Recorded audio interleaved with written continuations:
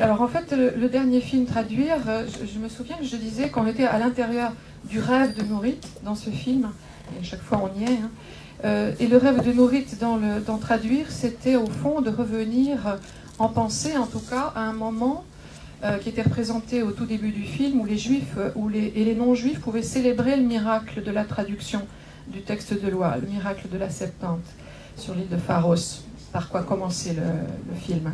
C'est-à-dire que Dieu renonce à ses colères babéliennes, babyloniennes, et il choisit d'aimer les traducteurs, de guider leur travail de traduction, de partager, et il accepte que soit partagée la révélation, la loi, entre les hommes et les langues. C'est-à-dire qu'on est dans un temps mythique qui surplombe tout le film, qui parle du travail de la traduction dans un temps profane. Mais le temps mythique se réimmisce constamment dans le temps profane. Et on est dans ce temps profane, dans le temps de la traduction, mais aussi de l'interprétation, du commentaire à l'infini. On est dans ce qu'un des personnages du film Traduire appelle, je crois, la folie midrashique, celle qui consiste à interpréter à l'infini sans avoir de conclusion. Bon. Et là, je pense qu'on est encore plus dans la folie midrashique de Nourit. C'est-à-dire que son rêve fou, ou je dirais presque son fantasme, à mon avis, ça y est, je crois que j'ai compris, c'est qu'on soit tous des rabbins. C'est de créer un peuple de rabbins qui interprètent à l'infini les textes. Ici, bien sûr, oui, mais enfin. Tu fais partie, hein. Le nous, voilà. Mais c'est un nous qui doit croître et prospérer, je pense. Voilà, elle l'a même dit en fait, ça, hein, à Waknin, dans l'émission talmudique qu'on peut trouver sur son site. Et d'ailleurs, elle explique que le site, il est lui-même organisé comme un Talmud, voilà. Et que les commentaires, là, les débats qu'on fait ensuite, c'est la suite de chaque film. Voilà. Alors, donc, elle veut faire de nous des rabbins, ou je dirais presque, d'abord, vu le film qu'on a vu, de nous toutes des rabbines. Je ne sais pas si on peut dire ça. Ouais. Donc, à travers ces 7 femmes, autant dire toutes les femmes, les 7, donc ils sont recrutés pour faire l'exégèse des textes saints, et puis après, avec celles qui sont recrutées ensuite pour commenter l'exégèse. Mais moi j'ai le droit de dire ce que je veux, puisque c'est la folie midrashique. Alors dans Langue sacrée, langue parlée, je me souviens, il y a Michal Govrin, c'est dans ce film-là, hein, qui est donc une femme qui raconte, une femme écrivain qui raconte, israélienne, qui raconte comment elle a d'abord découvert les livres de Talmud qui étaient tout au fond d'une bibliothèque, puisque sa chambre était en fait la bibliothèque familiale, qu'elle a quittée au moment où, pendant la guerre des 6 jours, elle a éprouvé le besoin de partir à Paris pour retrouver ce qu'elle appelle les lois juives, et qu'elle les a retrouvées, que c'est à ce moment-là qu'elle les a retrouvées dans l'exil, qu'elle a retrouvé le Talmud en tant que ce qu'elle appelle le immense poème existentiel qui transfère l'autorité du temple à tout homme et à toute société. Je la résume. Et elle dit là, à ce moment-là, une phrase importante. Et aujourd'hui, moi, femme écrivaine, c'est avec joie que je m'empare de ce corpus. Voilà. Et c'est cette joie-là, je pense que Nourit veut nous faire éprouver aux femmes et aux hommes. Et Serkel, elle dit, moi, femme cinéaste, je pense, je m'empare de la Bible, carrément. Pas le Talmud, mais je reviens à l'origine. Et comme Waknin te le dit, tu ne fais pas commenter le Talmud, mais tu recommences le Talmud, en quelque sorte, plutôt. Et donc, elle s'empare aussi de ces 7 femmes, de leur visage, de leurs pensées, de leurs gestes, et même de leur vie, de la naissance à maintenant, en 2 temps 3 mouvements, captés dans l'image de manière très impressionnante, avec cette manière-là qu'elle a de leur redonner une autre vie au moment où elle remet en mouvement l'image, après l'arrêt sur image. Donc c'est une espèce de rapt en série, j'ai presque envie de dire, dans l'enlèvement des rabbins, qui sont hyper cadrés avec autorité, elles le disent d'ailleurs, hein, quand elles sont invitées ensuite à commenter le travail auquel elles ont servi. Elle est très autoritaire, et c'est une autorité qui vient de l'art, bien sûr. C'est l'autorité de l'art qui est une autorité méta ou archi-rabbinique, archi-talmudique, je dirais, et qui fait construire un film méta archi-structuré. C'est l'art qui commande. Et la loi de l'art dans ce film, et c'est ça aussi que dit le film, pour moi, dit au monde et au chaos historique, politique, chaos sexuel aussi, la loi de l'art dit de quel bois il se chauffe. Et c'est le feu, l'œuvre fait feu de tout bois, mais du moment qu'il y a de la joie, si je puis dire. Lumière, mouvement. de la joie et même du rire, le rire de Sarah. Et il y a un tour de vis un peu dans le rêve ou dans le fantasme. C'est-à-dire que les femmes ne commandent pas n'importe quel texte saint, mais ceux des 3 livres où les femmes, justement, disent à Dieu, je simplifie un peu, parce qu'il y a d'autres scénarios, qu'il en soit fait selon ta parole. Ta parole. Donc elles disent d'accord. Elles disent d'accord de plusieurs manières. Je suis la servante du Seigneur, avec Marie et son petit livre dans son petit jardin fermé ou son préau, ou Sarah avec son rire sous la tente, que je trouve vraiment délicieux. Elle rit sous la tente pendant que les hommes parlent de ce qui va se passer. Et deux tons au fond, mais pour dire la même chose, à Dieu rien n'est impossible. Et le rire, c'est aussi celui du possible, de l'enfant, de la vie, etc. Donc les rabbines sont des héroïnes du possible. Et le comble finalement de la rabbine, il y en a plusieurs dans le film. Hein. C'est raconter comment son père a renoncé à devenir rabbin, par exemple. Ou c'est raconter comment les dieux étaient dans le ventre des poètes, avec le dernier passage de Barbara Cassin. Alors c'est encore parler de l'Immaculée Conception comme une affaire personnelle, avec ce témoignage incroyable de Marie Gautron. Alors pour faire tout ça, je pense qu'il faut soit être d'une grande perversité, soit faire éprouver soi-même une jubilation presque enfantine, en fait, à jouer avec la parole de la loi.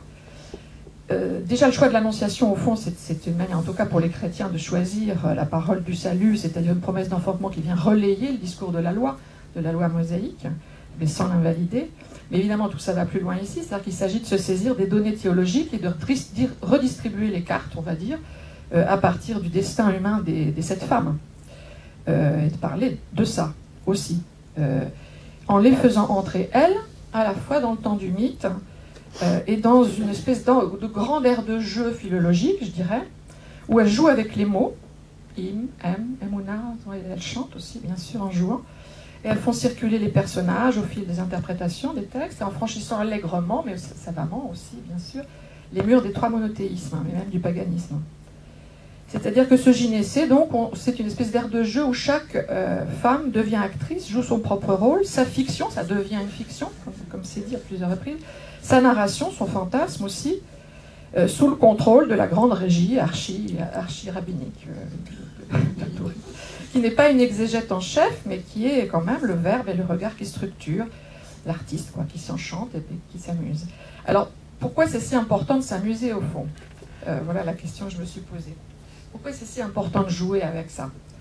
Pour une raison en fait très sérieuse, très grave, qui est aussi une raison politique, qui est dite clairement à la fin du film, hein, c'est d'éviter les intégrismes et les guerres de religion sans fin. C'est-à-dire que le film dissout au fond le conflit dans la circulation des noms, des paroles, dénoue quelque chose du drame, mais en imposant une autre règle du jeu. Et ça m'a rappelé le grand texte d'Émile Benveniste qui s'appelle « Le jeu comme structure », qui a été publié en 1947, juste après la guerre, où il distingue quelque chose de, je trouve, très fascinant et très, très précieux et utile pour la pensée, de l'art en particulier dans son rapport au religieux. Il distingue le rite et le jeu. Il dit que le jeu prend d'origine dans le sacré, mais qu'il offre du sacré une image, comme il dit, inversée et brisée. Benveniste là-dedans dit que la puissance de l'acte sacré réside précisément dans la conjonction du mythe, qui raconte l'histoire, et du rite, qui la reproduit au présent. Tandis que le jeu consiste dans leur disjonction du mythe et du rite.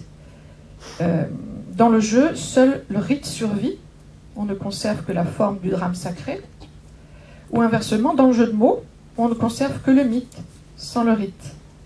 On ne lui donne pas prise sur la réalité au sens d'emprise. Donc le jeu, ce serait traduire le mythe seul en paroles, et je crois que c'est ça qu'elles font les femmes, chacune. Elles racontent des fictions d'elles-mêmes en jouant sur les mots, et c'est traduire le rite seul en acte. Et ça, c'est ce que fait Nourit, à mon avis. Elle emprunte la forme du drame sacré, mais elle en donne une image inversée et brisée. Et là, on a tout ce qui a trait au cinéma dans ce film. Pour moi, c'est pas, comme on l'a dit parfois, un film sur le cinéma, ni même sur l'image, mais ça, c'est Marc qui en va parler de ça. Pour moi, le sujet, c'est encore le texte, en fait, l'interprétation. Le propos sur le cinéma, c'est plutôt une petite chanson, au fond, qui accompagne chaque film de Nourit depuis le début, Vous voyez, je raconte aussi l'histoire du cinéma, de film en film, hein, depuis Missafa les Safa, où on avait le train qui allait de Jérusalem à Jaffa. C'est Langue sacrée, langue parlée, pardon, en 1897, donc à la naissance du cinéma. Et donc le film se montre comme jeu, comme structure, pour reprendre Davenis, structuré par l'usage de la lumière, les voix, les visages, et tout cela replacé sous l'empire du nom, le nom propre. Alors ça c'est très important, puisqu'elle place le nom de chaque femme dans la lumière, celle cette fois du projecteur, hein, chaque femme et chaque titre aussi, hein, de chaque partie. C'est-à-dire pas la lumière de la fenêtre cette fois, ça c'était traduire, où Dieu regardait par la fenêtre. Que regarde Dieu par la fenêtre dans le vieux poème de je ne sais plus lequel des poèmes. Et d'ailleurs, je crois qu'il comparait Dieu à la main de la mère qui fouille les entrailles d'un poulet. C'est bien lui. Hein. Les soirs de Shabbat. Les soirs de Shabbat. Donc le comble du poète aussi, c'est de voir Dieu comme sa mère. Au début du cycle sur la langue, Missafa les Safa, là j'espère que je ne me trompe pas, tu parles de ton nom, Norit. Hein, c'est-à-dire lumière. Et maintenant, reste le rite. Comment? Voilà, c'est ça, exactement. Et donc, il y a tout un jeu sur la signification du nom tout au long, bien sûr, et qui est aussi un jeu sur la destinée, en fait, de chacune. Et ce jeu, il est d'origine clairement théologique. C'est la théologie du nom sacré, la théologie juive, en particulier du nom sacré. Le langage premier de la dénomination. Dieu donne un nom aux êtres humains et leur donne le pouvoir de nommer les choses. L'histoire du langage, c'est l'histoire d'un don de Dieu aux hommes et d'une lumière aussi. D'où le début de traduire cette île nimbée de lumière, qui est l'île de Pharos en Égypte, où on a traduit la Septante, hein, on a écrit la Septante, et qui devenait aussi tout de suite l'île bretonne, tout à fait réelle, où l'homme traduit des midrash pour comprendre de quoi se nourrit le Nouveau Testament. Et dans le passage d'une île à l'autre, hein, on avait justement tout le processus de sécularisation, au fond, qui permettait le travail sur la langue, le travail de compréhension. Il voulait comprendre de quoi se nourrit le Nouveau Testament. Et donc on passait d'une traduction miraculeuse à une traduction laborieuse, mais heureuse, avec des études d'intertextualité. En quelque sorte, Norit peut dire « j'ai rencontré des universitaires heureux », il n'y en a pas beaucoup. Alors ce jeu, c'est un travail, donc, hein, et puis le jeu du film, c'est celui de l'art, hein, du grand jeu, c'est un travail aussi, bien sûr. Et dans ce film, donc, les paroles, les images deviennent des jeux, des énigmes à déchiffrer. Mais à mon avis, le sujet du film n'est pas l'énigme, au contraire de ce que dit Marie-Josée Monza dans un des débats. Pour moi, ce n'est pas l'énigme du tout. C'est le miracle, c'est le mystère. C'est bien ça le sujet du film. C'est-à-dire que quelque chose résiste quand même dans cette grande ère de jeu. Quelque chose reste de ces grands récits mythiques et qui donne prise justement sur le réel. Et qui fait qu'on n'est pas dans le jeu. C'est bien de croyance qu'il s'agit dans le film. Et la croyance parcourt en fait et trame tout le film. Pas une croyance religieuse seulement, mais une croyance magique, je dirais, presque superstitieuse. Je crois qu'on peut dire que Norit croit à ces mythes, plus que les Grecs encore. Il n'y a pas de hasard pour Norit, artiste. Et peut-être femme, je ne sais pas. Il y a peu de hasard. Il n'y a pas de hasard dans le monde des mots. Je me souviens, dans l'entretien de Waknin, il te dit à un moment ah, mais il y a aussi un autre hasard incroyable qui est que la plaque d'Edison s'appelait Maria. La première plaque qui a permis la mise en mouvement des images, donc l'origine du cinéma, s'appelle Maria. Et là, Norit il dit c'est un hasard, bien sûr, et là tu dis oui, enfin le hasard, donc en fait il n'y a clairement pas de hasard. Et c'est pour ça d'ailleurs qu'on a la sensation, et d'ailleurs ça joue beaucoup sur le jeu de Sarai qui devient Sarai, qui est dans une maternité, etc. Elle-même, chacune joue ce jeu-là. Et c'est pour ça qu'on a cette sensation incroyable de souveraineté artistique et aussi de bonheur à décerner à tout, un sens, un nom, un titre. On est rassemblés chacun dans une espèce de cellule monacale de l'art et être protégés, abrités par cette scène et protégés du monde extérieur aussi, protégés de l'histoire. Même si on nous montre la naissance de l'histoire, il y a une espèce de détermination des vies par le nom. Et de logique de l'inconscient, je dirais, de l'association. C'est ce que disent les psychanalystes, je crois qu'est-ce qu'ils aiment aussi dans ce film. Et moi, je verrais plutôt aussi ce que Freud lui-même a appelé dans le texte sur le Unheimlich, la quête étrangeté, la toute-puissance des pensées, en fait. La fantaisie de triomphe, hein, qui fait qu'on est dans une fantasmagorie théologico-philologique, on va dire, hein, où quelque chose se joue, pourtant des destins humains, des destins féminins, à travers l'idée de mystère et de miracle. Et c'est ce mystère-là, au fond, de l'incarnation, de l'engendrement, Et à travers le théologique, mais à travers l'image inversée, brisée, l'art joue sa partition à lui, mais pour parler bien sûr du désir, de la grossesse, du consentement féminin. Et c'est là-dessus que je terminerai. Ça me semble aussi la chose la plus troublante et la plus forte du film. C'est-à-dire que ça nous fait penser ce mystère majeur qui est le consentement comme geste féminin. C'est-à-dire qu'il y a quelque chose de profond et de difficile qui s'agite pour moi tout au fond du film, au regard de ce consentement qui suscite parfois la gêne, l'irritation. Par exemple, Barbara Cassin, lorsqu'elle parle de Sappho, la seule poétesse, ou je sais pas. Et le film, en fait, donc fait penser ça, la puissance du consentement, le consentement comme puissance proprement féminine, consentement à la vie, apporter la vie, qui demande une croyance au miracle. Et qui demande aussi de s'arrêter un peu de lire. J'aime bien aussi que Marie, elle ait son petit livre, mais qu'elle le lâche pour faire un enfant. Ça me rappelle quelque chose. J'ai 2 enfants. Et voilà, donc c'est la puissance de l'acquiescement aveugle que je trouve très beau dans ce film. C'est ça qui fait sortir du conflit, qui fait sortir des situations bloquées. La situation bloquée du pauvre Abraham entre ces 2 femmes jalouses. Et Dieu qui dit c'est pas grave, elles auront toutes les 2 une grande postérité, il y en aura pour tout le monde, il y en aura pour plusieurs religions, il y aura 2 fils, 2 descendants, enfin, le Dieu généreux. Voilà. C'est la puissance propre de l'annonciation chrétienne aussi, cette scène entre Marie et l'ange tellement étonnante, qui montre en gros la délicatesse de Dieu, d'un Dieu tout-puissant, qui renvoie son ange à Marie pour lui dire de ne pas avoir peur, mais de se réjouir, parce que c'est quand même pas évident. Et c'est pas sûr, hein. Et d'ailleurs c'est pas non plus sûr après sa visite qu'il faille se réjouir, hein, puisque l'ange est le premier degré du terrible, disait Eric. Et on sent ça un petit peu aussi là derrière.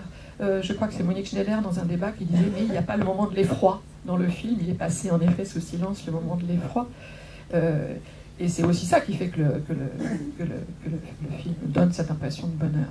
On est à l'inverse, au fond de l'oracle grec qui annonçait aux hommes, aux dieux, aux rois virils, aux pères qu'ils seraient détrônés par leur fils, et donc sont jaloux de leurs descendants. Là, il y a un désir d'adoption, désir d'enfanter, qui a un désir d'adopter un enfant qui existe déjà, en fait. Voilà. Alors, en fait, comme ça a un prix, c'est-à-dire justement ce grand bonheur qu'on éprouve, hein, c'est un prix qui est de ne pas penser l'effroi, en fait, de ne pas penser la peur. De ne pas penser non plus, mais de le faire deviner très clairement aussi, hein, au verso de la lumière, les dégâts du mythe politique, les mensonges, les traficotages avec les vérités, les faux miracles, etc., les pères charnels en quelque sorte. Alors pour ça, je voudrais vous lire pour finir un petit poème que j'aime beaucoup depuis longtemps, qui est de Yeats, qui est un grand poète irlandais, et qui a écrit un texte qui s'appelle « La mère de Dieu ». Je vais vous le lire. Je vais vous le lire en français parce que, bon, c'est mieux en anglais, mais c'est bonne foi quand même qu'il a traduit, alors je me permets. Sinon, c'est page 121 de cette petite édition. Le voilà le poème. Amour, triple terreur, la flamme fulgurant par l'oreille, le battement des ailes dans la chambre. Et cette pensée, ô terreur des terreurs, j'ai porté les cieux dans mon ventre. N'étais-je pas heureuse parmi les biens qui sont le lot des femmes ordinaires, le coin du feu, l'allée dans le jardin, la citerne de pierre où nous battions les draps et apprenions les nouvelles. Qu'est-ce que cette chair que j'ai faite mienne dans la douleur? Qu'est-ce que cette étoile qui boit mon lait, tombée sur ma poitrine? Qu'est-ce que cet amour qui glace mon cœur et fait passer un frisson dans mes os et sous mes cheveux qui se dressent?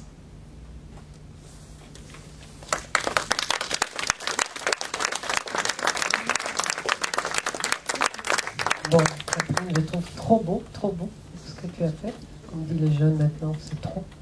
Et est-ce que, en plus, je te remercie surtout de voir que c'est les jeux, que ça m'amuse. Et qu'en fait, c'est les combinaisons et les jeux que, évidemment, petite, je jouais les échecs. Et après, je me suis dit qu'il y a des jeux un peu plus intéressants. Mais c'était, voilà, que c'est ça. Et ça m'a fait penser à une chose que je n'ai pas pensé avant, qu'en hébreu, et c'est chez Sarah, justement, les tzachek et les sachek. Les tzachek, tzrok, c'est le rire, et les sachek, c'est le jeu. Hein.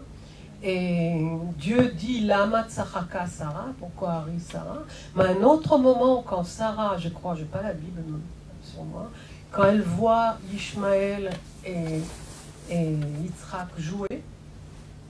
Et justement, c'est là où elle dit, bon, elle prend peur que c'est lui qui va hériter. Donc, mais c'est quand même, il joue. Et c'est là où elle dit, ah, il joue, bon, d'accord, et quel jeu c'est, hein?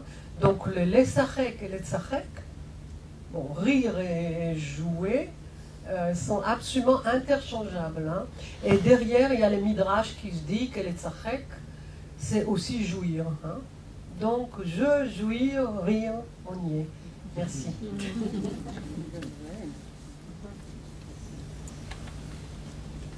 Bonjour, merci pour l'invitation. On a discuté un instant hier ou avant-hier avec Catherine pour savoir qui allait commencer de nous deux. Mais peut-être qu'on a eu tort, Catherine, puisque tu as déjà dit ce qu'il fallait penser de ce que j'allais dire. Je vais parler de façon un peu décousue, sans doute. Midrashique alors? Et il faudra recoudre après. J'ai donné hier après-midi une conférence qui s'appelait la pensée de l'image dans la tradition théologique arménienne. Comme j'étais venu à Paris pour participer ce matin à cette séance, j'en ai profité pour donner cette petite conférence hier après-midi.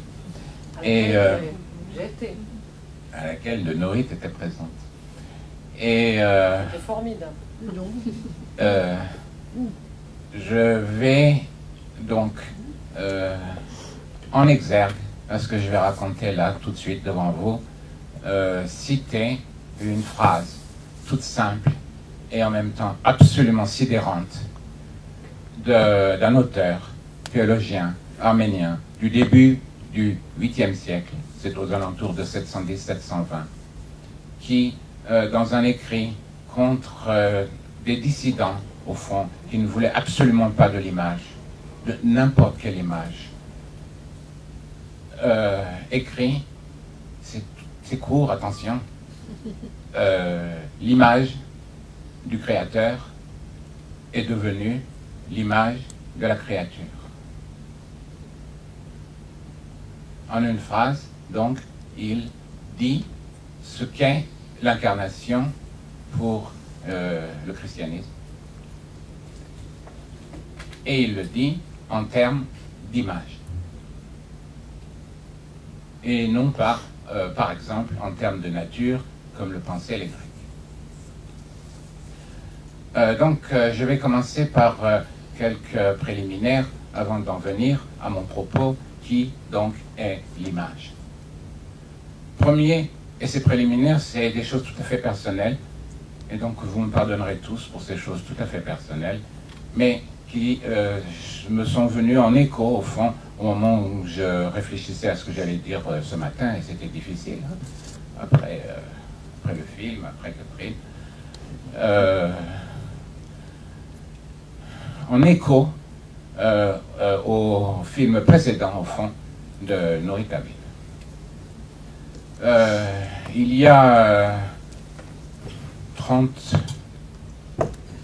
ans et plus de cela, j'ai vécu 2 ans à Jérusalem et j'ai appris l'hébreu, entre autres, avec une dame, à l'époque, puisque c'était une dame, déjà d'un certain âge, c'était la petite fille de Yehuda Ben Yehuda, Eliezer Ben Yehuda. Ça ne fonctionnait pas bien parce qu'on avait décidé de faire un échange entre nous. Je lui apprenais l'arménien et elle m'apprenait l'hébreu. Et c'était trop, je te donne ma langue, tu me donnes ta langue. Et il y avait beaucoup de confusion. La confusion des langues. Confusion des langues, etc. Deuxième petite remarque préliminaire. Il y a 2 siècles, un grand intellectuel arménien, religieux, catholique, qui s'appelait Chantian, Michael, a écrit, il vivait à Constantinople à l'époque, un immense commentaire des psaumes, 10 volumes, 10 000 pages. Et il les a publiés, ces 10 volumes, entre 1815 et 1825. Et il était en contact étroit avec des rabbins à Constantinople. Et il a appris d'eux, au fond, tout ce qu'il pouvait lui apprendre. C'est l'unique fois dans 15 siècles de christianisme arménien que quelqu'un, un intellectuel, disons, a su établir un contact avec l'hébreu vivant.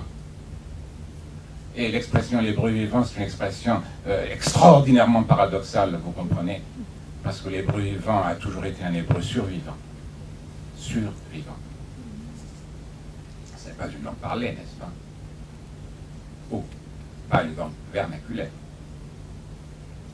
En tout cas, l'unique fois où un intellectuel arménien a su établir un contact avec l'hébreu, donc survivant. Et je me suis écrit pour moi-même l'hébreu comme langue vivante du commentaire, la langue sacrée, qui n'était évidemment pas une langue vernaculaire.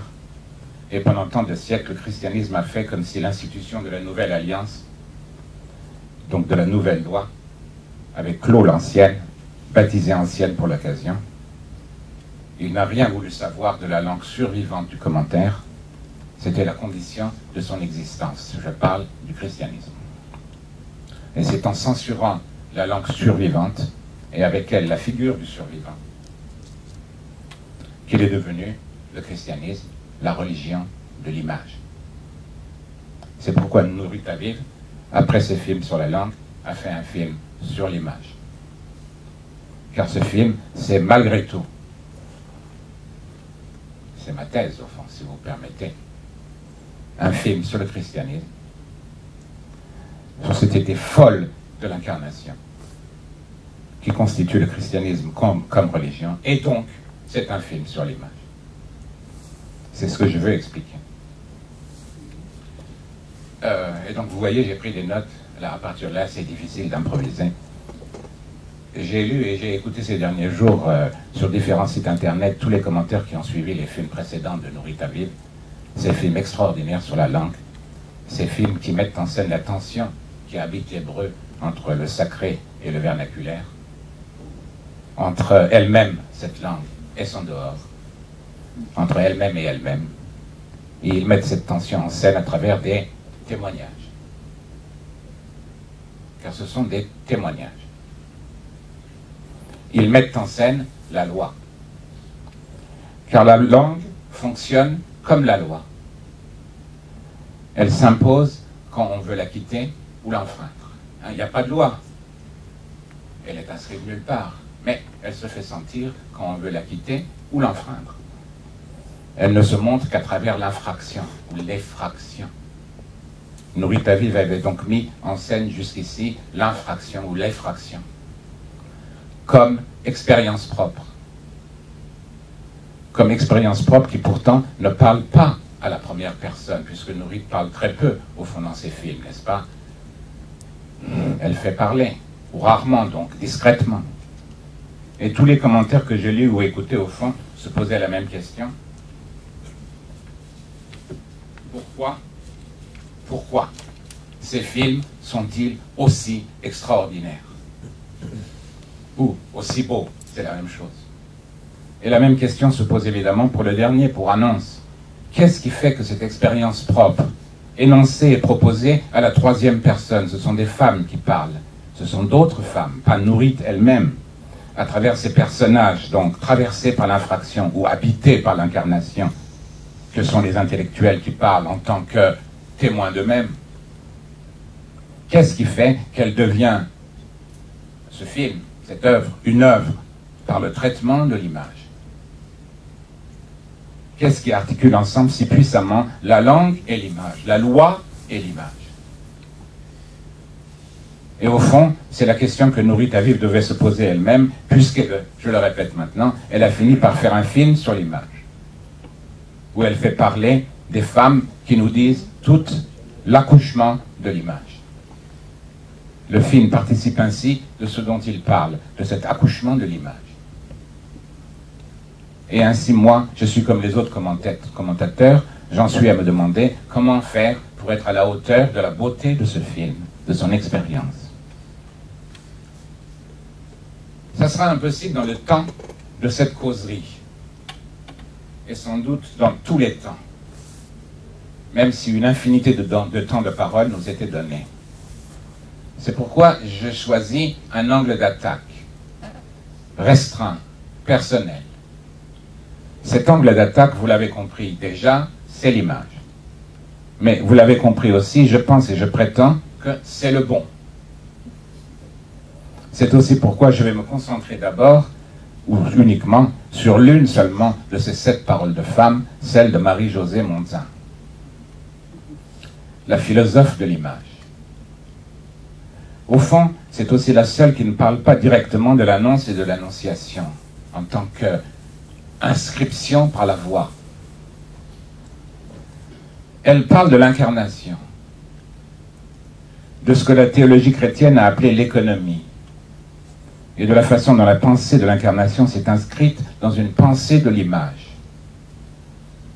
de la façon la plus spectaculaire chez les théologiens byzantins de l'iconophilie. Elle l'a fait dans un merveilleux livre qui s'appelle Image, icône, économie, vous le savez sans doute, 1996, et qui porte en sous-titre Les sources byzantines de l'imaginaire contemporain. Il n'y a pas si longtemps, Agamben, Giorgio Agamben, dans son propre livre sur les origines théologiques du pouvoir contemporain, vous le savez aussi sans doute, s'est souvenu que Marie-Josée Monzin avait traité de ces questions bien avant lui, et il lui a rendu un hommage quand même assez ambigu, parce qu'il lui a rendu pratiquement pas hommage. Il passe en 2 lignes, vous le savez, en disant « ouais, elle s'occupe des Byzantins du IXe siècle ». Bon. Elle, Marie-Josée Monzin, oui, c'est la pionnière en la matière. Elle a travaillé pendant des années sur les auteurs byzantins des 8e et 9e siècles. Elle a traduit en français le patriarche Nicéphore, Niképhoros, le personnage principal en débat avec et contre les iconoclastes au début du IXe siècle. Et cela fait à l'arrivée un livre puissamment paradoxal. Elle parle aussi dans le livre, qui n'est pas seulement un livre philologico-philosophique, elle parle aussi d'elle-même dans le livre, comme moins puissamment que ce qu'elle fait dans le film, au fond. Dans le film, elle dit des choses extraordinaires sur sa propre biographie, autobiographie.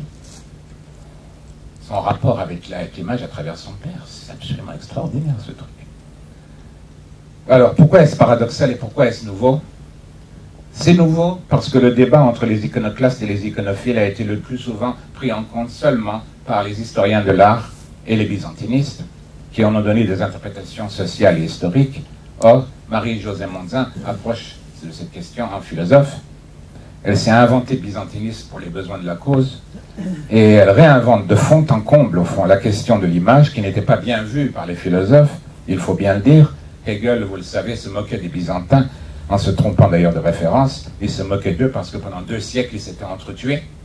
Guerre civile, carrément, hein, entre, disons, au 8e et 9e siècle. À cause, disait-il, disait Hegel, d'une lettre. Et la lettre, c'était le iota, si vous me permettez, entre les 2 mots homoousis, qui veut dire conformité de substance, et homoiousis, qui veut dire conformité de ressemblance, au fond. Donc c'était à cause de ce petit ie. Ils se sont réellement entretués. Est-ce que l'image est conforme substantiellement ou est-ce qu'elle est conforme seulement par la ressemblance? En plus, il se trompait de référence, Hegel, c'est qu'il ne les avait pas lus de très près, ces théologiens du 8e et 9e siècle, lui. Bon. Et c'est paradoxal ce que fait Marie-Josée Monzin, au moins pour 2 raisons. Parce qu'on se dit, mais alors, il faudrait retourner au 9e siècle, chez les Byzantins, pour avoir l'amorce d'une pensée profonde de l'image, une pensée qui détermine ou qui devrait déterminer notre pratique contemporaine de l'image, de notre compréhension contemporaine de l'image. Il faudrait aller visiter des théologiens qui nous étaient inconnus jusqu'à hier pour à notre tour penser l'image. Et l'autre raison pour laquelle, au fond, cette démarche est paradoxale, c'est que c'est, semble-t-il, quand vous lisez Marie-Josée Monzin, une apologie sans restriction, sans limite, de la pensée byzantine, purement chrétienne, de l'image. Donc un travail qui ne se présente à aucun moment ni comme une critique, ni comme une déconstruction. Mondzin donne l'impression que pour penser l'image, il faut penser chrétien. Waouh! Mais cela veut dire inversement que penser chrétien, c'était donc, et c'est encore, penser l'image. Et, juste un peu de plus, Mondzin donne l'impression que l'on ne peut penser cette chose historiquement chrétienne qu'est l'image, cette chose que le christianisme s'est appropriée de fond en comble, cette chose sur laquelle elle s'est fondée entièrement jusqu'à être la religion même de l'image. Le christianisme, c'est une imagologie. Donc, qu'elle donne l'impression qu'on ne peut penser cette chose historiquement chrétienne qu'est l'image qu'avec les instruments que la théologie chrétienne nous fournit, clé en main. Il n'y a pas d'autre moyen. On est à l'intérieur, on n'est pas à l'extérieur du christianisme pour penser l'image. On n'a que les moyens que nous donne le christianisme pour penser le christianisme. Ça s'appelle une déconstruction. Penser quelque chose avec les moyens que cette chose qu'on veut penser nous donne parce qu'on n'a pas aucun autre moyen pour la penser, ça s'appelle la déconstruction. Jamais Marie-Josée Mondzin n'a dit que ce qu'elle faisait était une déconstruction. C'est moi qui le dis pour elle. Et elle ne le sait pas, elle ne le dit pas, mais son travail sur l'image et la pensée de l'image chez les Byzantins, c'est aussi une déconstruction de la pensée de l'image, donc du christianisme. Et le film de Nourit Aviv en prend la relève. Je veux dire un mot de plus. Quand on regarde ce film, clairement, il se veut, je parle du film, un déplacement. Un déplacement par contextualisation. Je déplace quoi? Je déplace cette folle doctrine de l'incarnation chrétienne. Je la déplace comment? En la contextualisant, donc en montrant qu'il y a d'autres annonces dans les autres, ou dans la même tradition théologique. Donc, je déplace en contextualisant, et aussi, je déplace d'une autre façon, parce que le déplacement par contextualisation, c'est plus ou moins historisant. Je déplace d'une autre façon, de façon cette fois plus subtile et philosophique, en disant ce qui se passe d'essentiel dans, justement dans ce moment de l'annonce qui est quand même aussi le moment qui articule l'incarnation chez les chrétiens. Je déplace en faisant quoi? En mettant l'accent sur la voix, sur l'inscription de la voix dans le corps. Oui, ce sont deux déplacements. Et je pense que dans l'esprit de Nourit Aviv, il y avait ce projet de contextualiser le christianisme, qui est d'une certaine façon permettez-moi de le dire, de l'annihiler. Et il est temps, après 2000 ans. Hein. Mais je crois que ce que j'ai dit sur le geste de Marie-Josée Mondzin et donc de Nourit Aviv comme déconstruction, je crois que c'est vrai aussi.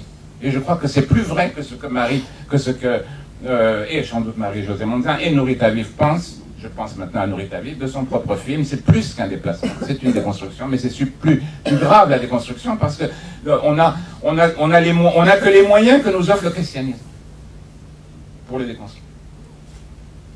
Et j'ai presque fini. Voyons voir ce que j'ai encore écrit. Encore une page, donc pour moi, waouh, j'ai encore une page. Donc encore un peu de patience. Pourquoi le christianisme est-elle la religion de l'image par excellence? Et pourquoi est-ce que penser l'incarnation et donc l'annonce, c'est la même chose que penser l'image? Tout simplement parce que le christianisme est la religion du Fils, comme dirait Freud, c'est dans le Moïse et le monothéisme, et que le Fils, c'est l'image. Vous l'avez entendu au départ, n'est-ce pas? Il est l'image du Créateur est devenue l'image du Créé. C'est le Fils, c'est l'image, tout simplement. Qui l'a dit? Mais ils l'ont tous dit, l'un après l'autre, pendant des siècles. Et c'était pas évident, parce qu'ils ont besoin de le répéter encore et encore. Parce que leurs auditeurs, les pères de l'Église, Leurs auditeurs ne les comprenaient pas. C'est trop compliqué, c'est trop difficile. Ils l'ont tous dit, à commencer par le tout premier Paul, l'inventeur de cette folie,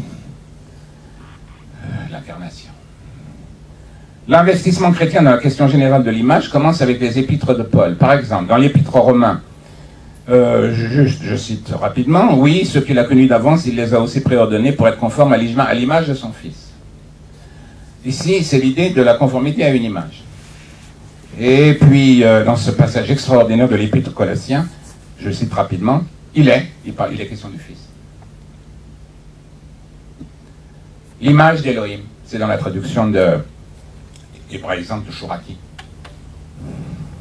Il est l'image d'Élohim, l'invisible, premier-né de toute la création, puisqu'en lui-même tout a été créé. Il est donc l'image.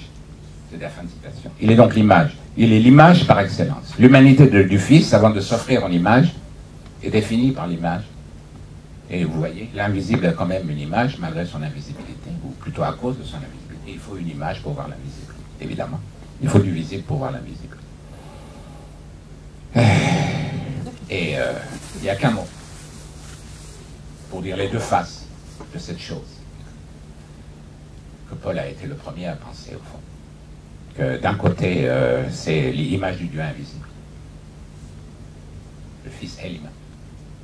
Et il offre une image pour qu'on puisse se conformer à lui, etc. Donc des deux côtés image. C'est les deux faces de l'image. C'est ce que Blanchot, dans son livre de 55, L'espace littéraire, appelait les deux versions de l'image. Il disait les deux versions d'imaginaire, mais c'était les deux versions d'image. Et bien sûr, dans ce texte extraordinaire de Blanchot, il n'y a pas un mot ou apparemment sur de tout ce qu'on vient de dire ici, n'est-ce pas? Christianisme, cette puissance que le christianisme a sur nos esprits, etc. Comme s'il était possible de parler de l'image non chrétiennement. Quand même, un beau paradoxe. Et vous savez que c'est pas possible. Que Blanchot en parlait aussi chrétiennement, bien sûr. Voilà, c'est tout ce que j'avais à dire. Je vous remercie, j'ai été un peu long. Pardonnez-moi.